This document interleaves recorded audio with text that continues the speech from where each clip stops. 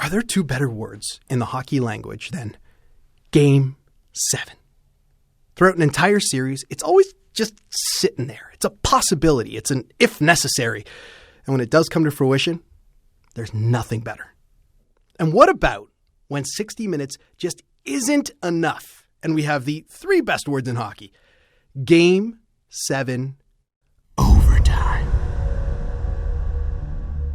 Okay, maybe I sound a little bit like a movie trailer, but come on. It's like when you were playing road hockey as a kid, your parents are yelling at you to come inside and someone yells, "Next goal wins." Okay, I know the Stanley Cup playoffs are a little more important than maybe road hockey, but don't tell 10-year-old Rob Pizzo that. We pretended every time our parents said that it was Game 7. Now, we saw 3 Game 7s in the first round.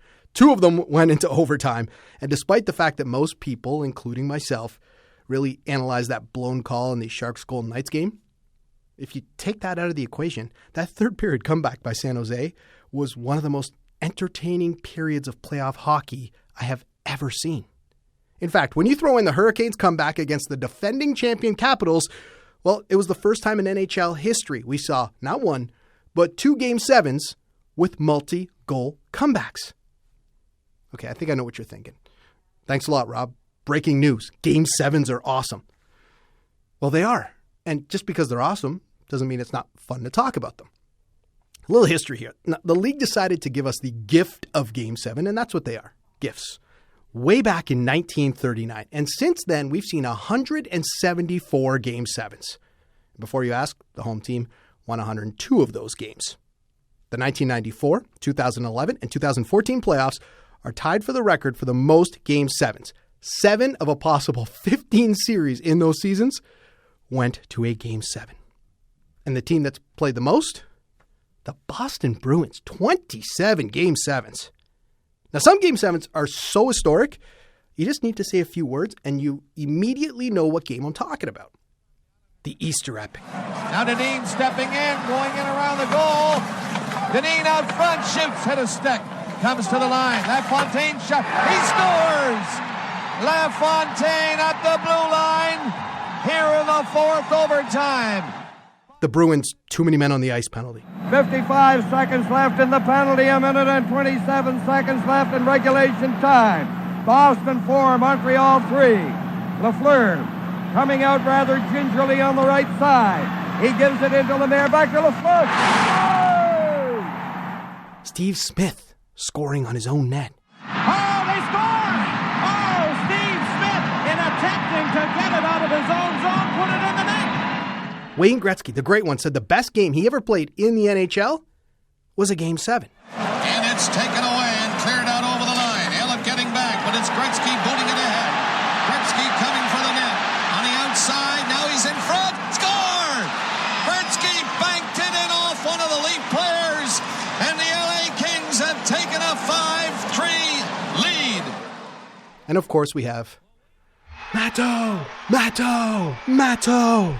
Now, today's show, if you haven't guessed, is all about Game 7s. That Easter epic was, well, epic. And the man who ended that game, Pat Lafontaine, will join us on the show, as will the man who was calling that game, Doc Emmerich, who has some crazy stories about the broadcast crew going just a little crazy. And on this week's Ice Level with Sofia Jurkovic, she's going to dive into our archives for an interview we did with Stephan Matteau. Matteau. It was a big, big Game 7 goal. Plus, we'll hear from you in our social media section, and I might give you a fact or two that you can turn into a trivia question for your friends. It's Game 7 heaven. I'm Rob Pizzo, and this is the Hockey Night in Canada podcast. Hello, Canada and hockey fans, United States and Newfoundland.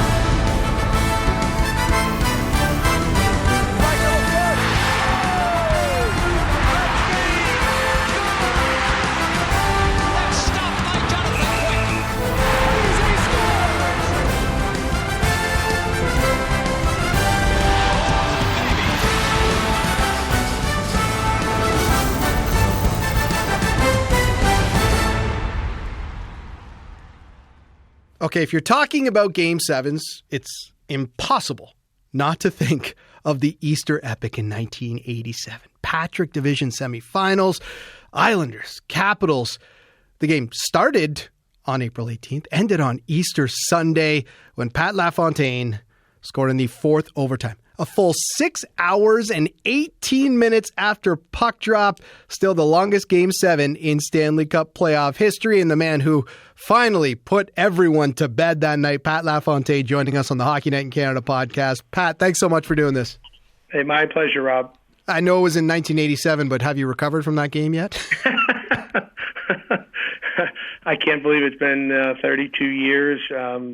Still, this time of year, it brings back great memories. In fact, my son and I were at Game 5 in Vegas when the Caps won the Cup, and I had probably been one of the most hated athletes in the state of Maryland for the last 31 years. And when Alex Ovechkin was carrying around the Stanley Cup, my son, first thing he did was, we were excited because if Vegas won, they would push it to a Game 6. If Washington won the Cup, well, they've never won before. And so as Alex was carrying around the Cup, my son turned to me and said, see, they can't blame you anymore for the curse, Dad. It's over. No, I mean, it must have felt good for you. A couple senses of relief there. But we'll get to the finer points of the game. But I just want to talk about going into that Game 7 because our whole show is dedicated to Game 7s. But you guys had the momentum. You're rallying back from 3-1 down. Did you kind of go in, and you know this playing as many games as you had, you kind of expected a tight game? Is that what you thought going into this game? Oh, yeah. We knew it was going to be a tight game. But you said it through. We were down 3-1 in the series, and we clawed back and fought back, and we forced the Game 7. We knew it was going to be the hardest one, and although the other two weren't hard, they were tough too. But back then, 32 years ago, there weren't a lot of teams that came back from 3-1. It's a little more common now, so that was even a feat in itself to kind of force a Game 7. I don't know if you know this. There's been 43 players score a Game 7 overtime goal.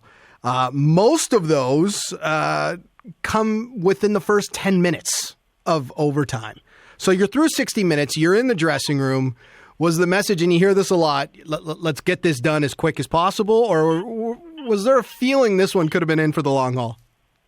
Well, we kind of knew. I mean, Brian Chache, we were down at the time 2-1, and he scored with 5 minutes to go.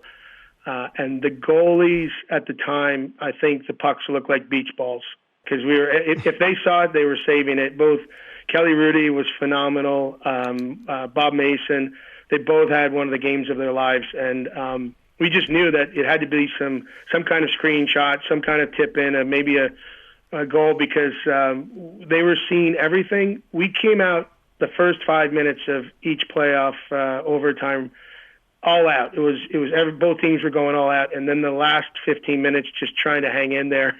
I think if thank God they put the whistle away. Andy Van Helmen put the whistle away because if you look at that game today, they're probably getting at least 5 penalties per period that could have been called. But it was desperation. I mean, it was a Game 7. None of us. We thought it was going to go a while, but none of us thought it would be the longest Game 7 in history. Let's talk about Kelly Rudy for a second. 72 saves in this game, which is it's a ludicrous number. 72 saves in a game. In between each overtime, did you guys say anything to him, or did you just leave him alone? I didn't say a word. Yeah, no, you leave a goalie. The last thing you want to do is talk to a goalie. They're in their own zone, and it's code. You just don't do it. We talked to him, back in the days, Bobby Nystrom would always say who was going to be the hero. And the Islanders have kind of set a precedent where that was the mantra, hey, guys, let's do what we got to do, but who's going to be the hero? We stayed upbeat. We tried to stay hydrated. I literally asked for oxygen after the third overtime. And I didn't think we'd get it, but we got it. And so a few of us had our feet up on the benches and we're just trying to get the lactic acid out of our legs. But I did take oxygen, and we went into the the fourth overtime. I found out later, I think their third man trainer was fired after that when they found out we asked for it. We got it, but I don't know the full story, but that was something that was unique. But yeah, 2:00 in the morning. My most vivid memory was Jim Pickard, our trainer. I remember him taking a water bottle and squeezing down the back of my neck, and just before the shift that I went out and was able to help score the goal. But he said, "Hey, Popeye, I got a feeling you're going to score one." And at that moment, the organist was playing music from the Twilight Zone. So I heard da-na-na-na, da-na-na-na. And Wow. I literally, Rob, I looked around, and there were people sleeping in the stands. It was almost 2:00 in the morning, 74 or 75 shots into 57, I think it was, and 7 periods. And it was a real moment where it's kind of eerie. Like, is this really happening? Like, how? It's 2:00 in the morning. We're still playing. And I literally went on for Gordonine. I covered for him. He went around the net. Gordonine moves in. Tried to center it in front of the net. I believe it went off Rod Langway's stick for Kevin Hatcher's. Then his shot is blocked. Goes back to Lafontaine. Turns. And it came to me in a very weird angle, and I've never, I was playing defense, covering for Gordonine, and I spun around off the backhand, took it, spun around, and it was still rolling. I just shot as hard as I could. Scores! The Islanders have won it in overtime, 3-2. And everything slowed down, and then I saw Bob Mason drop. And the tough thing for me was, too, Bob Mason was my teammate in the Olympics, a few years earlier, and I just saw him drop, and then it was pure elation because we realized it's over. We finally scored, and we won. We came back from 3 games to 1 down, and I never, in my wildest dreams, would have thought it would be the longest Game 7, but it was really the team effort that we found a way to come back and force a Game 7 and then play a whole nother game plus another period. And people don't know this. We got home at 7 in the morning, came back, fell asleep, went to Easter Mass at noon, went back to bed, got in a car, drove to the Coliseum, got on a bus, went down to Philadelphia that night. We played Philly and took them to overtime. The next night, won 2-1 in overtime, and then we forced another Game 7, which we eventually lost. But this time of year is the best time of year. Boy, is it ever. No rest for the wicked. If you had to guess how many times you've seen that goal, could you even put a number to it? And it's funny, I've seen it a million times myself. It kind of feels like the most un-Pat Lafontaine goal. I don't see you do that spin slap shot that often. Like, did you ever watch it and go, wow, I can't believe that, the way the whole thing played out? Well, it's a good question because I've never shot a puck like that again. That was the only time I can ever remember getting a puck like that, spinning on my backhand and shooting it. It was very uncharacteristic.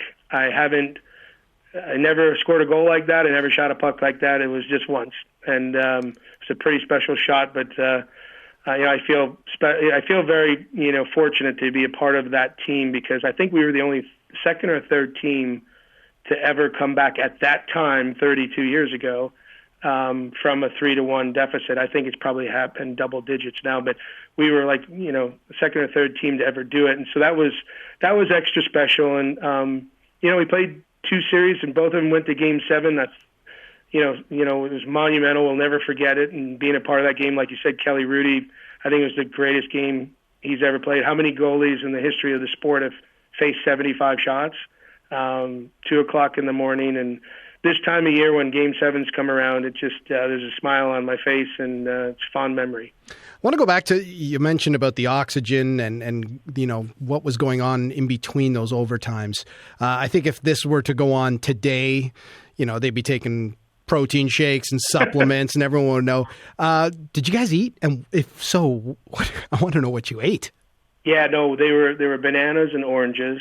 There was a drink back then called Carbo Pro, and I think it was probably pretty heavily caffeinated. There was coffee, Carbo Pro. I know we were drinking that.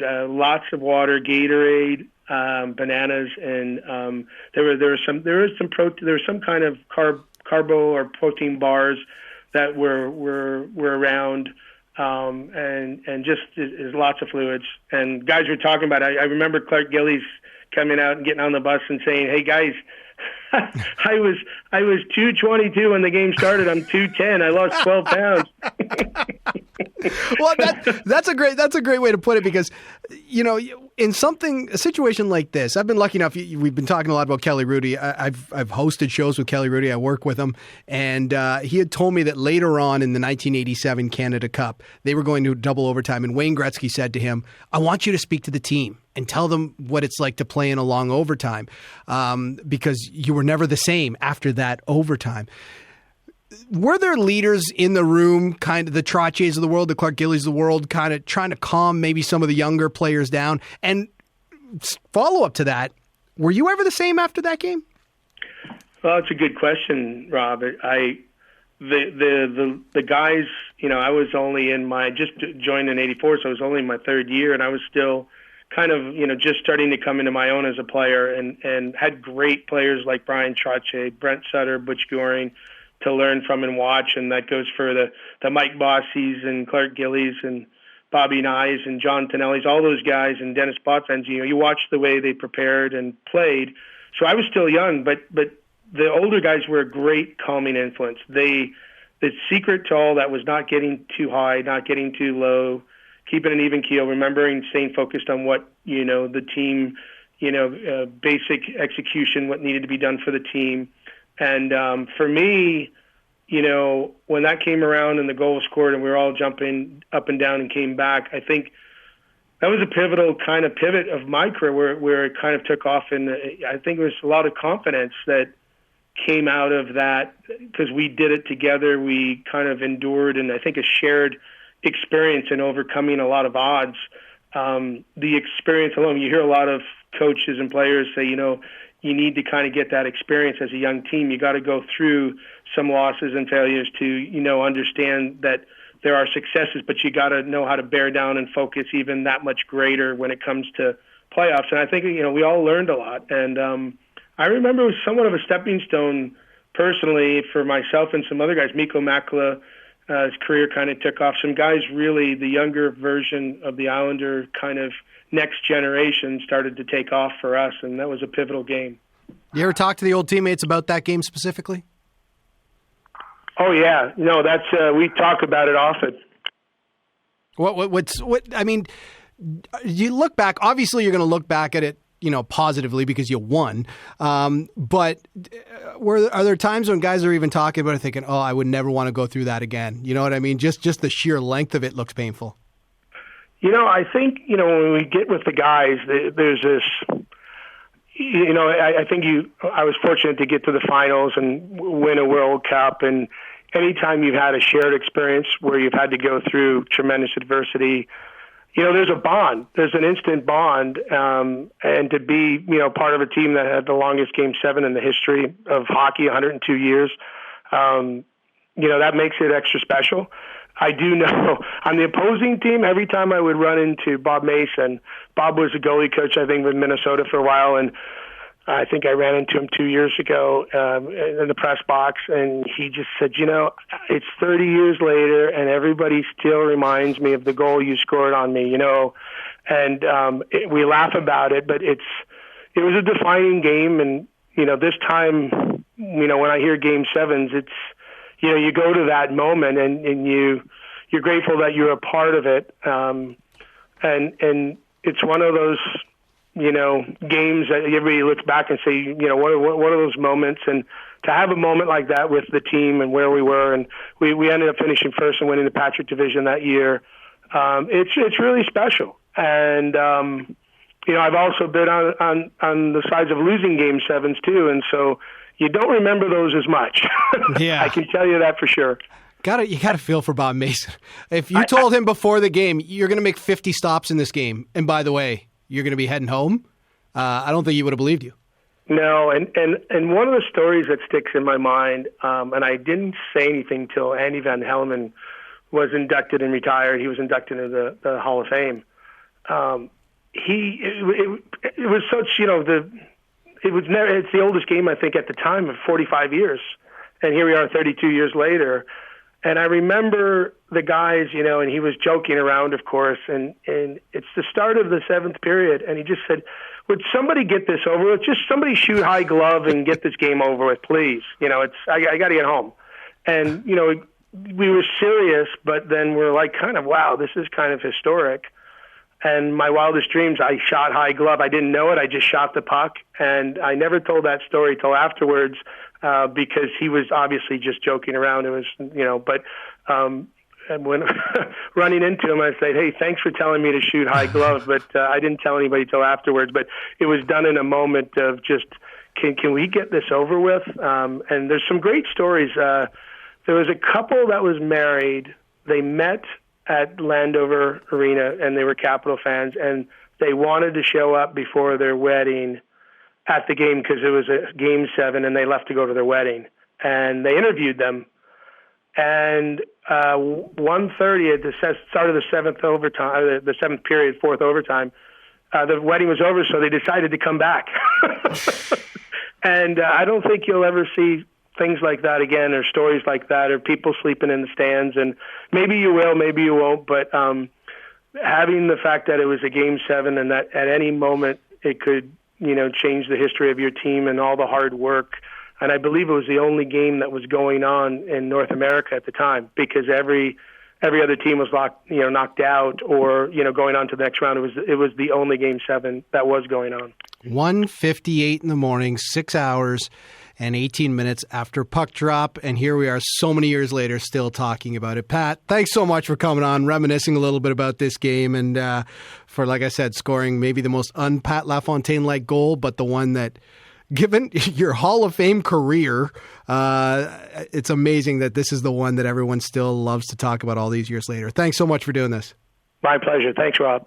That was Pat Lafontaine, obviously the hero in that fourth overtime. Just to give you guys a quick peek behind the curtain, we put this whole show together throughout the week. And when we're done an interview, we say thank you very much. And sometimes the guest will end up staying on the line and we'll have a little conversation afterwards.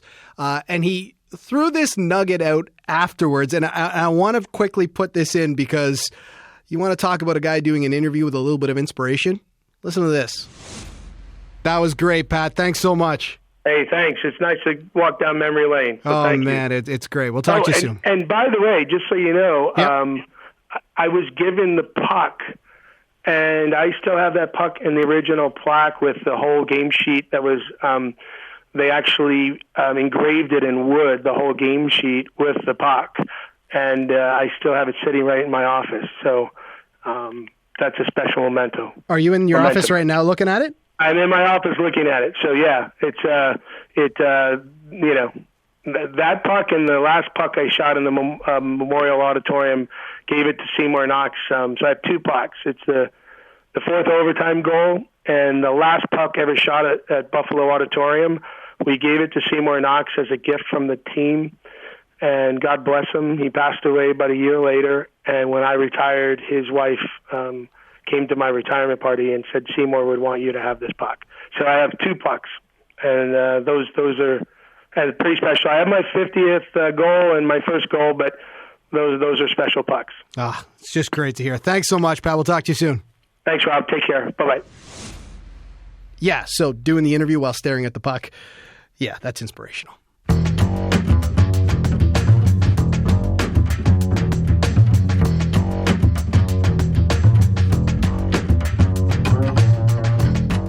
Let's continue talking about that crazy Easter epic game. If you thought the players were tired and maybe losing their minds just a little bit, what about the broadcasters? After two overtimes, Doc Emrick, who was calling the game, alongside Bill Clement, well, they decided to try something a little different.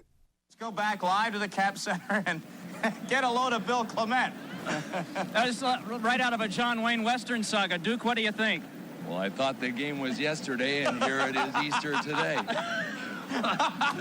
What do you say? It's incredible. What are your impressions of this game? Do somebody else. Do a Boom Boom Jeffrey on. Hey, I want to guarantee you hockey's fan across Canada and the United States that this is one of the greatest hockey game ever in the histories of the National Hockey League. And if you ever heard me, Boomers Jeffrey on, you know me from the Miller Lite commercials. I'm one of the greatest that ever played the games of hockey in this world. Thank you. Like I said, Everything was getting a little bit goofy by that point, and Doc Emmerich now joins us on the Hockey Night in Canada podcast. Doc, thanks so much for coming on. I guess you guys were, well, just as tired as the players, weren't you? Yes, and I've had a chance to get some recollections from other players and people who were involved in that night. One of the linesmen, Ron Finn, said that he took off his skate and turned it upside down, and water ran out just like he'd emptied a glass of water. That one of the Islanders said that the guys were trying to amuse themselves in the intermissions by telling jokes, and they all butchered the punchline so badly that the humor was in how poorly the jokes were being told. One of the Sutters was telling me that the shift lengths were probably 15 to 20 seconds because they could barely get up and down the ice. Now you're dealing with fatigue. And so that was another thing that was setting in so much that you'd have one or two really good shifts at the start of a period, one kind of a normal one, the second one close to normal, and then you were going down to the short ones again. Andy Van Hellemond belligerently was not going to give anybody a power play. I believe there was, I'd have to look at the box score, I think there was one set of coincidental misconducts because he just didn't want to have anybody go on a power play and decide the game that way. Bill was promising to take one more bit of clothing off at the end of the third overtime, but Bill was a male model at that time, and he looked pretty good, and so he could show off. There would be nothing from the waist up worth seeing that I had to offer, but he was one of those guys that could appear in magazines and do that. And so at the end of the third, I disappeared to go back and get another diet soda. And when I came back, he not only had his shirt done up and his tie done up, his jacket was back on. And I said, "We got a phone call, didn't we?" And he nodded that someone had said, "No, let's do this the way that we should." But it was one of those nights that was special in that the late Bruce Connell was our producer, and he did a countdown like you would do on New Year's Eve to Easter. And so from, I believe it was 10, we started counting down because play was either stopped or nothing. I think it was before a face-off. So we counted down from 10 to midnight Eastern time and welcomed everyone to Easter Sunday. And when the last shot was fired, we still had a post-game and a wrap-up to do. And the only thing I recollect saying was there were only 3 games in the NHL tonight, and they were all here. And the Islanders won. There were a couple of guys dressed in tuxedos that were down near the Islanders bus because the Islanders had to go on to Philadelphia for the next round. And they had gone to a wedding. And they had decided we're in the wedding, and we had tickets for the game, unfortunately, and we're going to have to miss that for the wedding. Well, the wedding was in the afternoon, and they decided we're going to use the tickets and come to the first period of the game, and then we're going to go back to the reception. So they participated in the wedding, were wearing their tuxedos. Then, between the wedding and the reception, they came out and watched the first period. Then they went to the reception and stayed there until at least midnight. And they jumped in their car after it was over and were headed back to their hotel. They turned the radio on and saw the game was still on. So they still had their stubs. This was the day when you had tickets torn. They still had the stubs of the tickets.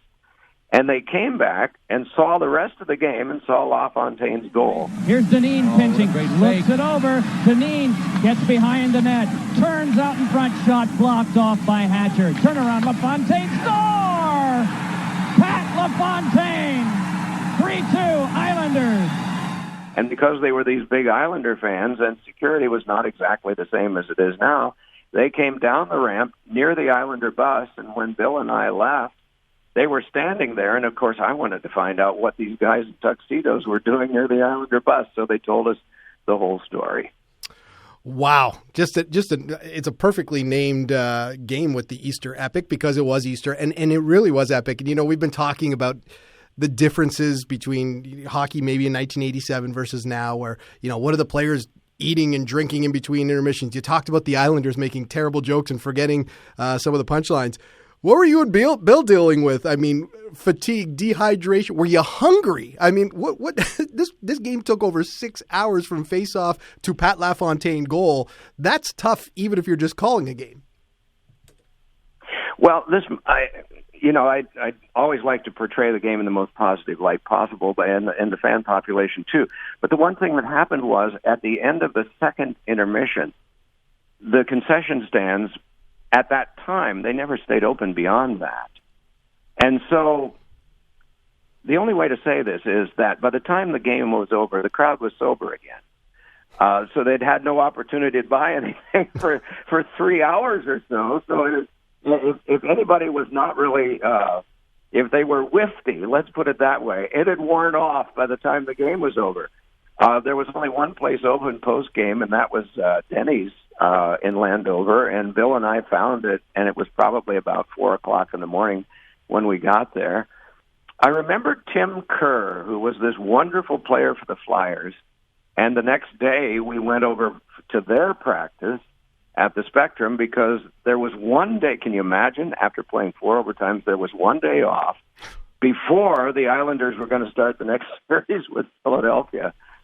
And Tim said, I went upstairs and I decided, it's now in the second overtime. I need to get some rest. And he said, I lay there in bed and I realized I couldn't take myself away from the game. And I after all, we're going to play the winner.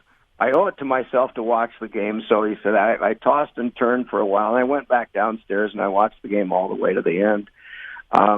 Just stories that you hear from people and what they were doing on that particular night. But there are a lot of people that remember Bill doing his various imitations, and I was such an easy target for him because I laughed easily at everything that he did. And still to this day, I'll egg him on about whenever I see him, I'll ask him to do some of his voices because he was an actor. He did appear in a soap opera in New York during this period of time too, and he was one of the most creative, clever guys that I was ever around in hockey, whether as a player or as a broadcaster. There was just an awful lot that he brought to the table, and I wound up laughing a lot when I was around Bill. Well, if you haven't seen that clip, it's on YouTube. Be sure to check it out because I was laughing just as much as you were, Doc.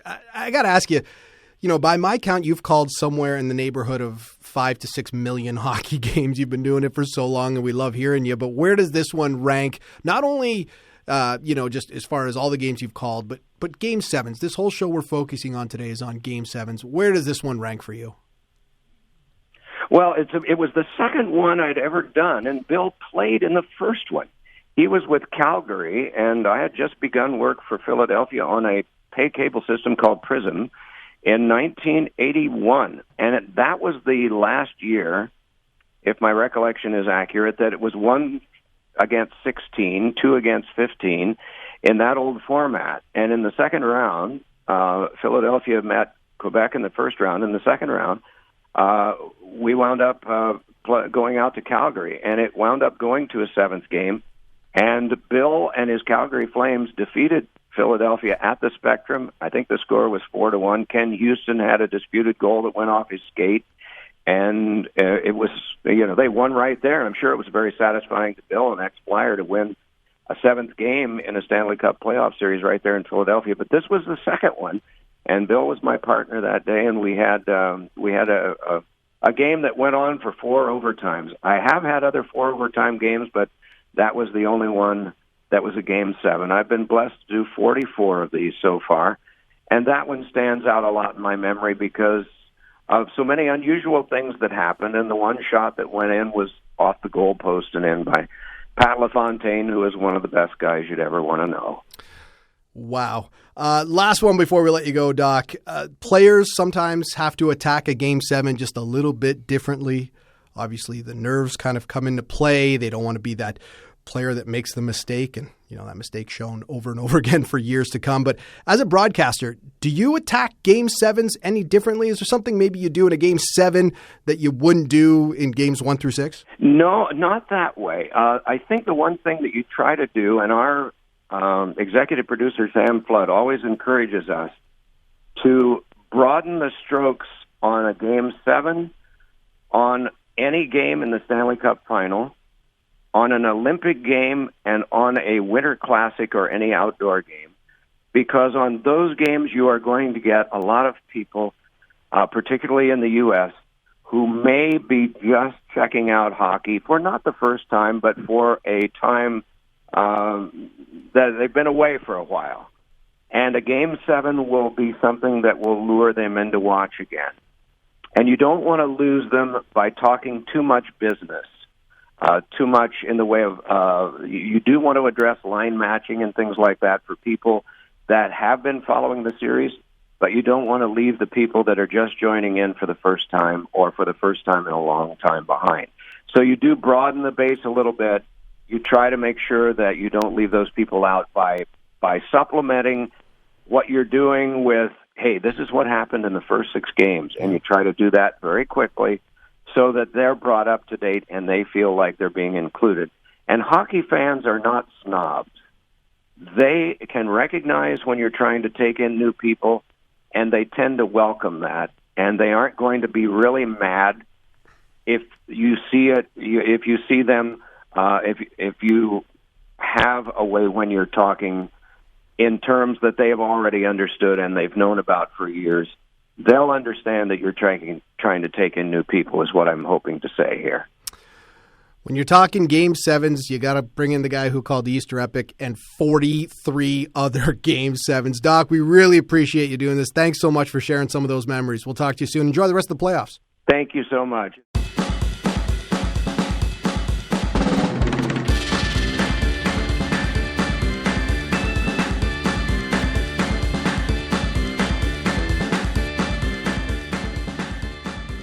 So a while back we did a show on the trade deadline and the importance of going out and finding those pieces, those missing pieces that can put you over the hump as far as winning a Stanley Cup.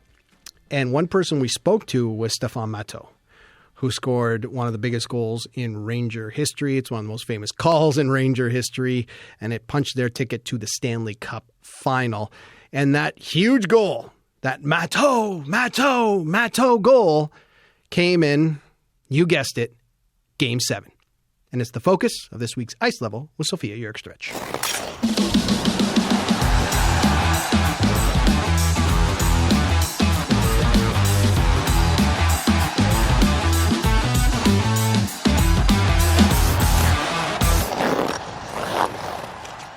If we're going to be talking about memorable playoff goals, we have to talk about this one. Tisov for the Devils plays it cross ice into the far corner. Matteau swoops in to intercept. Matteau behind the net. Swings it in front. He scores! Matteau! Stephan Matteau of the New York Rangers in double overtime, scoring on Martin Brodeur of the Devils to send his team to the Stanley Cup Final in 1994. The Rangers ended up winning the Cup in 94, 25 years ago. But for Matteau, the goal, the call, and the memory is still as sweet as it was back then. It doesn't get old. Let me tell you, it's been 25 years, and I just came back from our 25th anniversary in New York last Friday. And let me tell you, it doesn't get old. I still have goosebumps every time I listen to this call.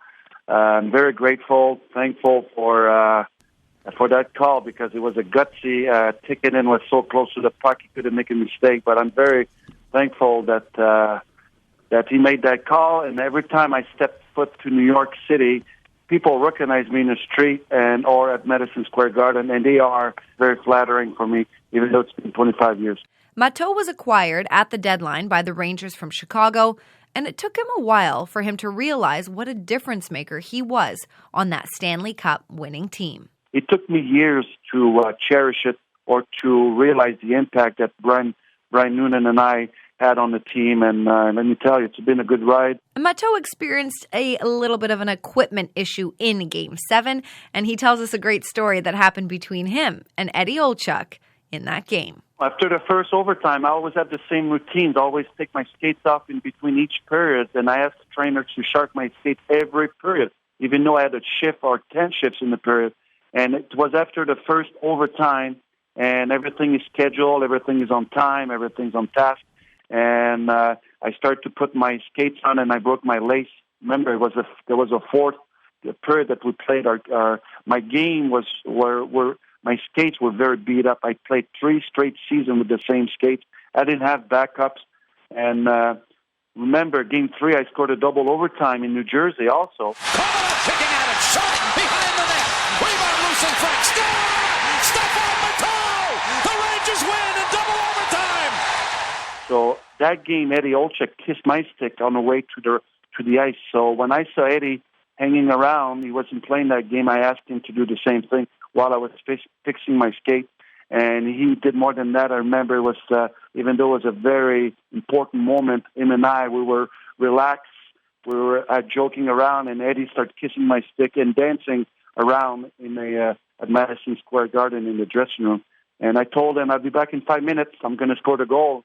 And we said, yeah, right. But that's exactly what happened. 5 or 6 minutes later, I scored a winning goal, and my history is, I would never expect it in my wildest dream.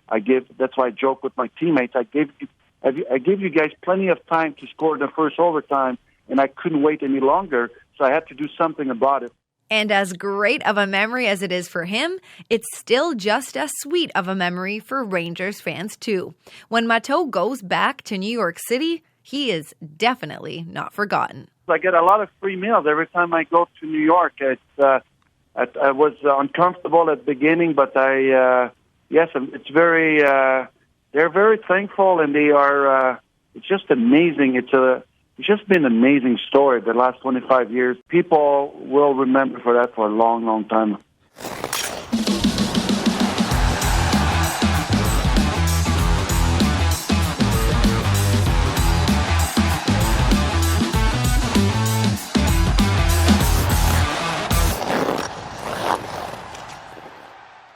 Okay, I'm going to be honest. One of the biggest compliments you can give me is if you tell me that you listened to one of our shows, you took the info we relayed, and you made it into a trivia question that you asked your friends at some point. I love hockey trivia, and when I'm doing research for the show, that's all we basically do. We sit at our desks, and I'll find out a little nugget of information, and I'll say to our producer, Sonny, hey, Sonny, name this many players who've done this, and vice versa, and it's a lot of fun. So I want to incorporate some of those things that I found out in doing research into the show so you can take it to your adult hockey league in the dressing room and ask some of your friends. So we've been talking about how Game 7s are awesome, but Game 7 overtime is even better. So here's some facts about Game 7 overtimes. We've seen 43 of them in total. 2 of those came in the finals. In 1950, the Red Wings beat the Leafs. And in 1954, it was the Red Wings again. They beat the Habs thanks to Tony Leswick's game-winning goal. Fact number 3. 23 of the 43 Game 7 overtimes ended in the first 10 minutes of OT. The longest, of course, was Pat Lafontaine that we've been talking about throughout this entire show, the Easter epic, that 4 overtime marathon. While the shortest, Martin Gelinas' goal in 2004. The Flames beat the Canucks, and he scored just 1:25 into overtime. And finally, count them up, 6 Hall of Famers scored a Game 7 overtime goal. Can you name them? Take your time. Okay, time's up. Laney McDonald, Brad Park, Peter Stastny, Pat Lafontaine, Pavel Bure, and Steve Yzerman. And quickly on that Steve Yzerman goal. I've mentioned this on the show before. I grew up loving Steve Yzerman, and I was a big Detroit Red Wing fan. And when that goal was scored, I was still living at home with my folks, watching the game in my room, and Yzerman scores. And there's that wonderful shot from behind the net where you see the puck the whole way from his stick right over John Casey's shoulder, right into the net. And it was obviously late at night, and I started jumping up and down and making a whole bunch of noises, and I was screaming. And I remember my folks thinking there was something wrong in my room, and they banged on the door, "Are you okay? Are you okay?" And I said, "Yzerman scored!" They weren't pleased. So I'm going to take this opportunity to say, sorry, I know my dad and my mom listen to the show. Sorry for waking you guys up.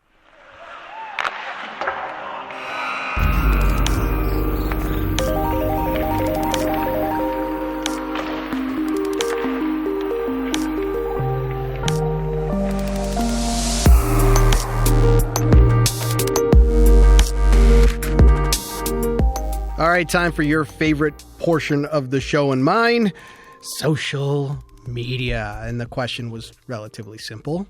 With so many Game 7s to choose from, what was your most memorable Game 7 moment and why? And I want to thank everybody who wrote in. We're going to try to get a bunch of these in.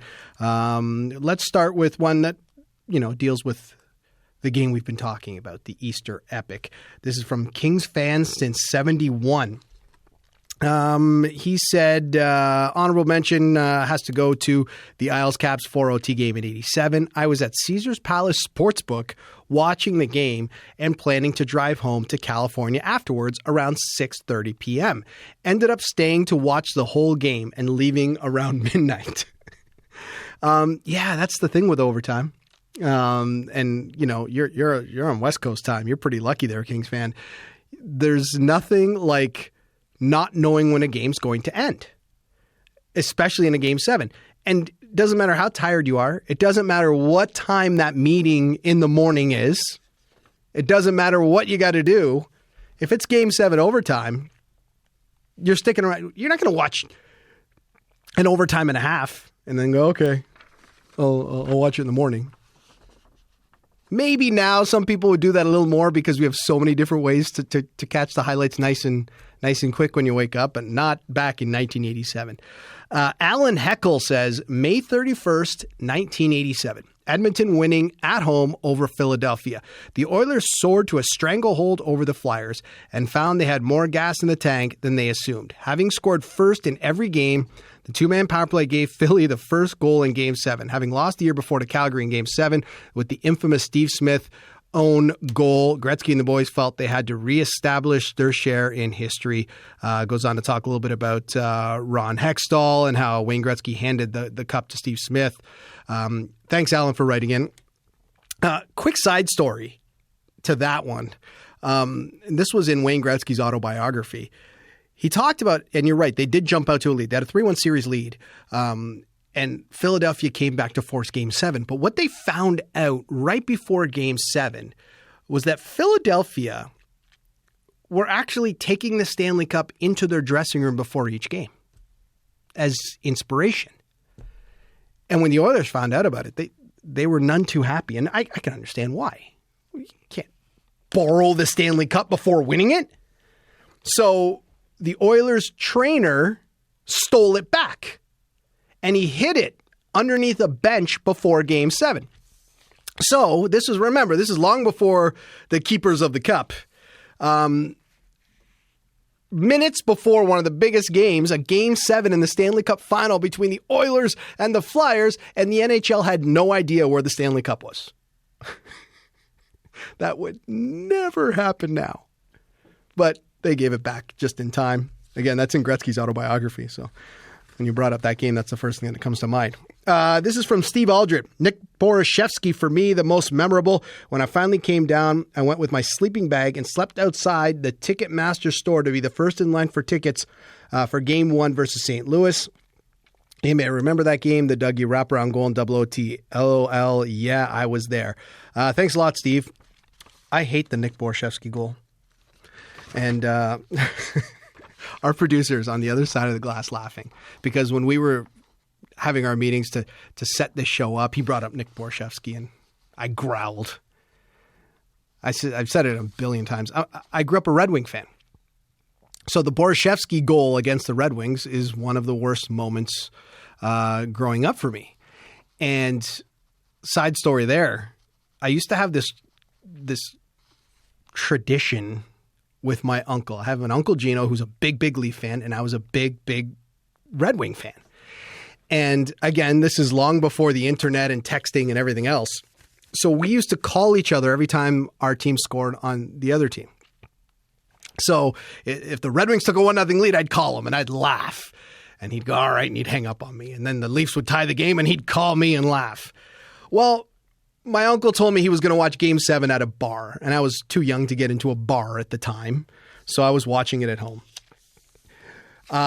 He dialed 6 numbers on a payphone. This is the most old story you're ever going to hear. On a payphone, he put a quarter in, dialed the first 6 numbers, and waited. Borshevsky scored, and within seconds, he hit that last number and called me just to make fun of me. That's my Uncle Gino, folks. And that's what it's like growing up in my household. Ernie Peltier says the 1979 semifinal, Boston and Montreal, 7th game. Minute to go, Boston ahead by a goal. Boston gets called for a too many men on the ice penalty. Guy Lafleur ties the game, sending it to overtime. Habs win in OT, go on to win the cup. I love Don Cherry, but not that night. Love my Habs. Yeah, Lafleur coming out rather gingerly. That's the call that we all remember. That is a tough penalty to take. I know Don Cherry has said many times, you can blame a lot of people, but in the end, it's the coach's responsibility. And that too many men on the ice penalty cost them the Stanley Cup. And, or at least a chance at the Stanley Cup, although I think most people would agree that they had a pretty good chance against the Rangers. So yeah, that one, when you think of game sevens and you think, that Guy Lafleur goal is almost, more shown than the overtime winner. But man, that had to hurt. M. Tasic says Steve Yzerman's clapper, top cheese just inside the blue line versus St. Louis. And then someone replied, the official stats said, I can still hear that ping, which is very true. What a great goal that was. Thanks so much for all the responses. I mean, there are just so many cool Game 7 moments that we could talk for hours and hours, but these were some of the best ones. Keep those comments coming, even if it's not our topic for the day. If you have any questions, comments, suggestions for show ideas, we want to hear from you.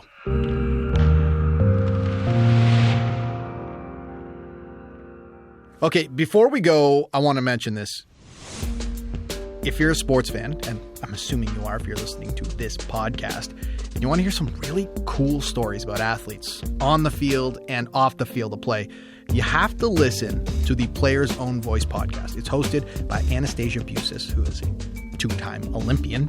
Trust me, she knows what she's talking about. And what I really like about this podcast, it looks at athletes as human first, athlete second. Not too many podcasts do that. And it sheds some pretty intimate light on some of your favorite athletes. So download CBC Sports' Player's Own Voice podcast. It's absolutely fantastic. The Hockey Night in Canada podcast is a CBC Sports production. Remember, if you mention us on social media, use the hashtag Hockey Night in Canada podcast. And if you're listening to us on iTunes, see those 5 stars? Yeah, click the 5th one all the way to the right and leave us a review. We want to hear from you. Put nice things about us or just suggestions if you have something you want to hear on the show. Big thanks to everyone involved with the show. Sunil Thakur-Karan is our producer and the guy who makes me look and sound good each and every week. Sophia Jurkovic is our features producer. Laura Antonelli is our technician. And Graham McDonald is our sound mixer. I'm Rob Pizzo. You can find me on Twitter, ROBPIZZO. Feel free to leave me a message there as well. Thanks so much for listening. We'll talk to you next week.